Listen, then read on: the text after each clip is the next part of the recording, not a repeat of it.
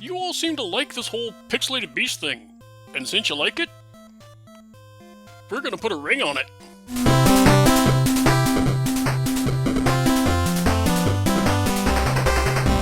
This time we're looking into a game that actually features more ninjas the further you get into it. A little ditty we like to call Arkista's Ring. Because that's its name. Never heard of it? Not shocked. It's from American Sammy, the US branch of a Japanese pachinko game company what's decided kinda late in the NES's lifespan that it wanted a slice of that pie. Most of their output is, let's politely call it C-list. Which is kind of baffling given they've managed to get a controlling interest in Sega. But, well, pachinko's apparently still a colossal draw in Japan, given that's the only place Konami's putting any effort into anymore. Any rate, in this game, you play as an elf named Christine who's seeking to defeat the capital E evil, capital S shogun, who's stolen the title Yular treasure from her peoples. It's a reasonably tolerable, if not remarkable, top-down kill-a-thon with random item acquisition. Like a diet gauntlet, if you will. Feels like a game that got stuck in development hell in the mid-80s before Sammy bought it, patched it to workman-like functionality, and threw it on the market for a cheap money grab. Despite coming out in 1990, it has very first-gen NES graphics and play mechanics. Turns out the card is packed with unused assets, extra animations, monsters, even NPCs.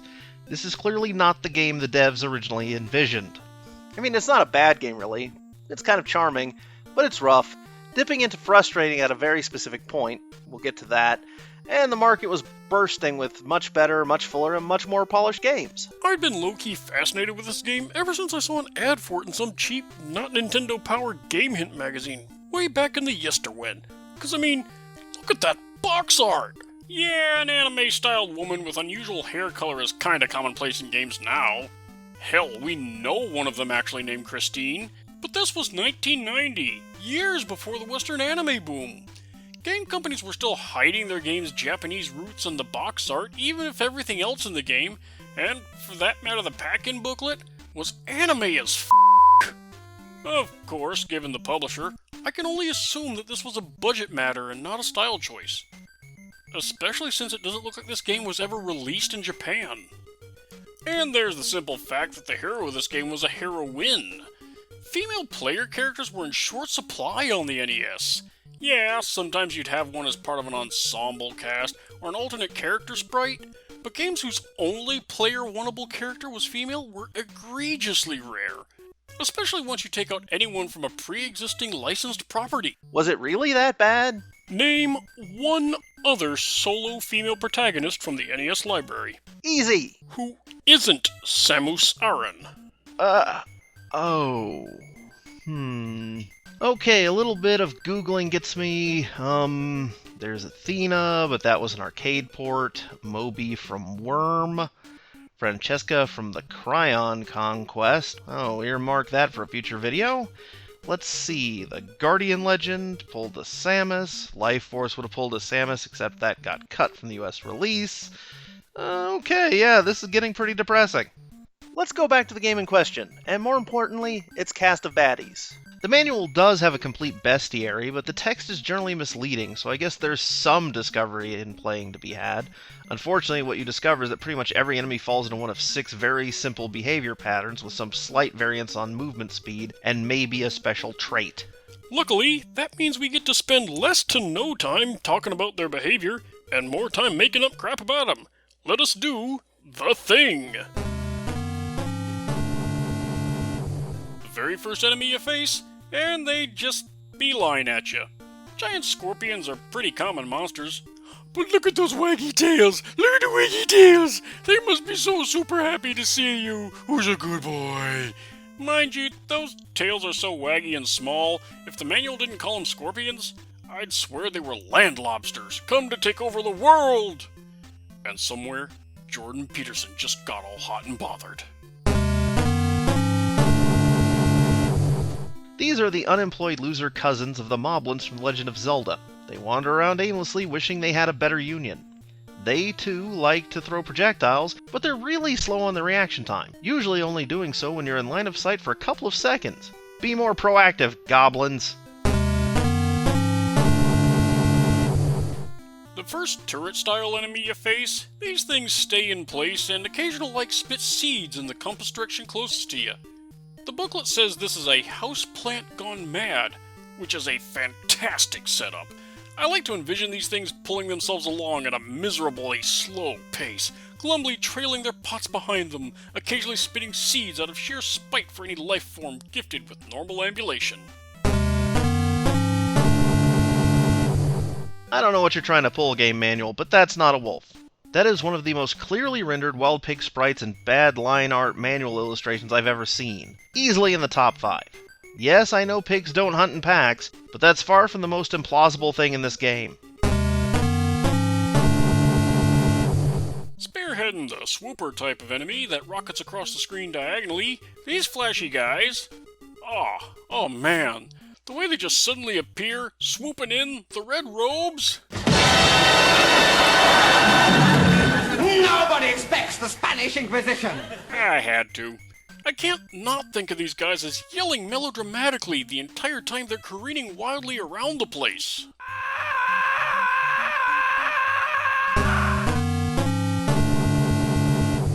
These guys lucked out and got a job here before zombies got so overplayed you could buy them bulk on the cheap. The booklet says they revive after being shot, but that's only true in later levels. Your first encounter with them and they disintegrate just like any other enemy. The latter not dying from arrows types can be taken out with either the Thunder Rod or the Holy Stick. Look, they're zombies. They're boring. These are your first floaters, homing in on you slowly while waving back and forth really fast. Man, that's gotta mess with their echolocation. We get to meet their boss later on, who I like to think has individually named them, and gets very sad every time you shoot one down. Not remotely as cool as their Moon 13 brethren, boneheads are your typical meandering reanimated skellingtons. I think they died from poor posture. Look at that slump. They got kicked out of Castlevania for failure to throw their own bones at adventurers. Good old generic blob. Semi-transparent, minimally threatening, and minimally interesting. You keep living your best short life, blob. You can't fool me, game. That's Slimy the Worm from Sesame Street. How very dare you make me kill dozens of renowned theater actor and gunboat philanthropist Slimy Worm? This is the first enemy you'll face that can't be beaten with regular arrows. You gotta flash bomb them with the Holy Stick. Yet there's red ones later on that you can kill normally, so... Great continuity! Like the other boneheads, they're skellingtons. But what are they the skellingtons of? I'm betting gibbons. The evil shogun is just importing gibbons by the thousands, probably for some kind of fur coat operation, and the necromancers just go to blasphemous town with the leavings, give the skeleton gibbons some armor and a humiliating nickname, and throw 'em at the hero. Waste not, want not. Tired of being seafood, this creature wants to make you the main course. I suppose if you got an evil shogun and a bunch of ninjas in close proximity, yeah, the local ocean life is probably a little, salty about being dredged up and pan-fried. I am terribly sorry for that. A lot of stuff in the game is pretty stock D&D fare, but then we hit the orcs, who are flyers in this game like the Sky Wizards. Which is a twist, I suppose. Or maybe it was supposed to be rock, and someone, air quotes, corrected it. The booklet says their favorite pastime is tormenting elves, which conjures images of these things leaving flaming bags of their own poop on elves' doorsteps and flying a short distance away. Honestly, this more looks like an angry salad. Those little cherry tomatoes are swollen full of bile and resentment. And just like a salad, shooting it full of arrows isn't terribly effective. Don't ask how I know that. Ooh, a ghostly face! You can only clear it out by flashing it with the Thunder Wand or the Holy Rod. Or is it the Thunder Rod and the Holy Wand?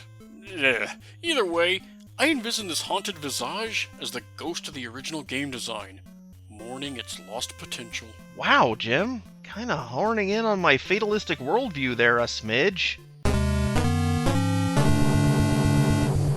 Proving this thing is the video game version of a Gygaxian anime-lothite fusion restaurant, we've got your requisite fire elementals. The fire wand hurts them just like anything else, so I'm pretty sure these are non-union scabs whose last work was tormenting the Kool-Aid Man. It is so hard not to just have this entry be this bit from Oglaf, but I must persevere. You only see these cowfolk on a single level, and they're a delightful splash of color. I like to think they're naturally fuchsia colored, and you've just unknowingly intruded on their secret low-fat yogurt operation. The Shogun doesn't like to play fair, so he throws a bunch of frothingly violent wingaling babies in adorable stripe-edged shirts at you in the castle. Of course, anyone who's seen the Labyrinth knows that fairies can have a nasty bite. Now, the manual's got a hell of a descriptor for this thing. It keeps its body in one dimension and casts its deadly shadow in this world. That's awesome. That you can only dispel it with a flash of lightning or holy power just makes a lot of sense with the shadows thing. And, were this a better game, would make for a really tense level, where the shadows would eventually come back into this world since you can never attack the actual caster. Oh well. I'm bored by big bugs and I cannot lie. The manual stuffs 2 different kinds of creepers into a single name, which is fine by me. Saves time as I can disparage both of them in a single go. Rad roaches ya ain't. Okay, so you enter a level, and the music is all of a sudden really tense and dramatic, and then you see it. The Manticore. You're all hyped for a fight, and then it just wanders up and down and shoots at you when you draw in line with it. It's got the exact same pattern as the Flamers. Sure, it's got a ton of HP, and it's in a narrow hall so you can't side shoot it, but if you got yourself a fire wand, he's a snap since that can shoot through walls, and at first he can't. It's really the first big disappointment in this game, and unfortunately, it's not the last. You want a boss to be a challenge, but this guy is either a grind or a pushover. Nothing in between. Also, this thing is definitely part cat, with the way it shows you its butthole. This looks less like a harpy, half bird, half woman, and more like the Shogun dressed up his bats in flying monkey costumes that are half ant below the waist. He gave them comically oversized plastic straws and told them to go kill, because apparently demonizing those is in vogue. The manual says they are often smelly, which is a nice first edition D&D-ish touch. I mean, would you bother washing monkey costumes for your disposable hordes? Now this guy, metal as f***. This is something you get airbrushed to the side of your van. I mean, it's a bit of a misnomer because the skull itself is pink, but that only makes it more amazeballs. I think this guy also screams the entire time. This game needs more stuff like this. You know, in fact, more games in general need this. More flaming, screaming skulls. Those are just the bubbles from The Legend of Zelda. The number of 8-bit screaming, flaming skulls is still insufficient. This guy has an amazing rap name. Sadly, he's frontin' big time. He's a boss, which means he has a ton of HP, but is just like the Manticore. And just like the Manticore, there's a safe spot behind the wall where you can fry him with the fire wand. Which is a pity. Maybe he got sedentary after years of hard partying and has retreated to his studio and mostly just works behind the scenes as a producer for younger talent, fresh to the world of vampire rap. There's extra sprites from in the game that show him turning into a bat, which could have been fun, especially if he would teleport around the room, but... what could have been, what could have been. According to the manual, the smell of elves drives them nuts. You wouldn't know it from playing the game. These big dumb doofs just wander around slowly like so many others. The only diff here is they got a ton of hit points and are an extra half tile tall, so they're easier targets. They're more lumberians.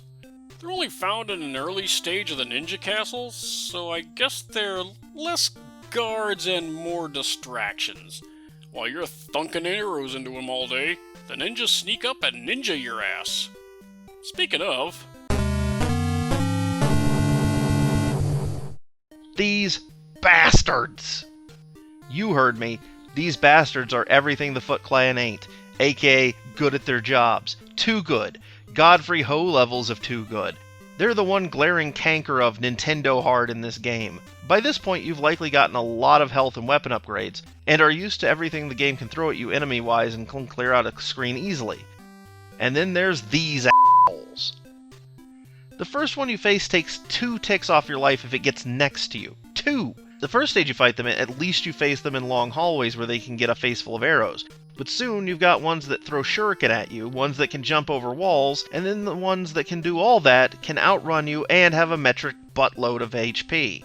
Christine has a plank-length recovery period, and the ninjas just hold their swords out. You're basically on the wrong end of a chainsaw unless you can move in time, which you can't.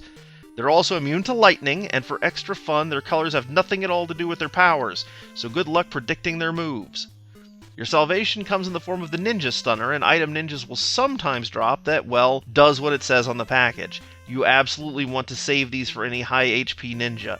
If you're crafty and out of stunners, you can get a bastard ninja locked in a wall jump loop, and then you can hit them from safety thanks to wonky arrow hitboxes.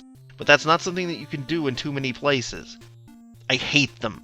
This game has a lot of small problems, but they're largely not fun-ruining. These guys, though, fighting them is not fun, even with cheats. So what's left? I'd say Japanese castles aren't really known for their gargoyles, but as it turns out, they're not the only out-of-place enemy in these levels. The bastard ninjas probably stole them from Grandmaster Fang's castle, and that's why they're so grumpy. For some reason, these would only show up inside the ninja castle, which begs so many questions. Why would ninjas have sealess sea anemones littered around their house? How do the anemones live out of water? What do they eat when there's no intruders to deal with? Do the ninjas throw their leftover sushi at them? I am full of queries. They're not here to socialize, because they're only in one level of the ninja castle, and they're lurking in tiny small corridors, apparently desiring nothing more than to be left alone. And yet, you gotta ice them to obtain the key to the next room, thus further cementing that the bastard ninjas are bastards. They're letting anemones slowly dry out, and they're making these poor shaggy shamblers be a meat-based locking mechanism. They really deserve better. Man, the final boss sure looks cooler on the cover. He just wanders around and is obnoxious to fight. Just like most of the stuff towards the end of this game. If you've managed to randomly get the elf mirror that negates projectile attacks, he's a snap. Otherwise, he's a pain. And you'll kill him, and then the game starts over. Enemies get quicker, have higher HP, their projectiles go through walls, but it's the same game with all of your saved gear. The game has 4 loops of 31 stages, 124 stages in total. I'm not playing this game that much. I'm 90% sure the ninjas are OP just so most people wouldn't make it far enough to recognize the treadmill. Yeah, you get the auto-healing Arkista's ring when you beat the Shogun that first time as a mitigator, but those last few levels were not fun, both from difficulty and repetition, and I'm not playing on them on harder settings. I could use that time to master the Cuppin' Ball or count my brow fronds. Hey, you want the post 124 levels ending spoiled? Sure. Oi. This game's Bestiary is full of potential, but it's hamstrung by the obvious low-budget rush job that it was. There's tons of sprites, but they do all the same half-dozen things, so it's all just a paint job on the same mechanics. The "oh crap, what's that jerk gonna do" moments fizzle when you can pick up their deal a half-second after they start moving. This also makes the cheating bastard ninjas near the quote-unquote end all the more jarring. The sprites are easy to discern against the background at least, and they have some character to them. I love how Christine even does the one-eye squint in her firing animation. This is a game that could really use a modern remake. Keep the enemy cast, stylize them up visually, but alter their behaviors a little to make them more unique. Give their attacks some special effects, like having the squid shoot ink that slows you down. And tone down the bastard ninjas. Me, I'm still really fond of this game, rough spots and all. So much so I hunted down an actual cartridge. I say give it a chance if you get a chance. Even if you only beat the Shogun once. It's fine, I don't blame you. I've played better games, but I've played far worse. It's a semi-solid game whose hero and enemy cast really deserve better. Except for those bastard ninjas. Thanks for indulging in my nostalgia. How would you improve on the enemies in this game? Would you like to see more games with anime elf women shooting monsters full of arrows?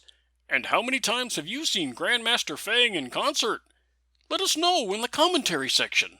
If you enjoyed this trip down the middle of the road, give us a like and maybe hit the subscribe button if you aren't already. Ring our bell to ensure you get alerts when we put out new videos, because YouTube doesn't seem to know what subscribe actually means.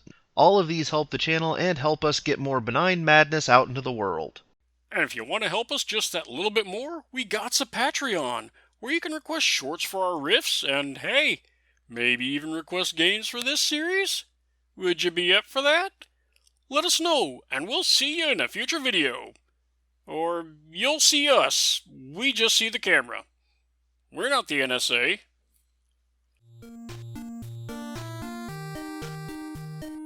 I'm a wild pig! Geek Vision.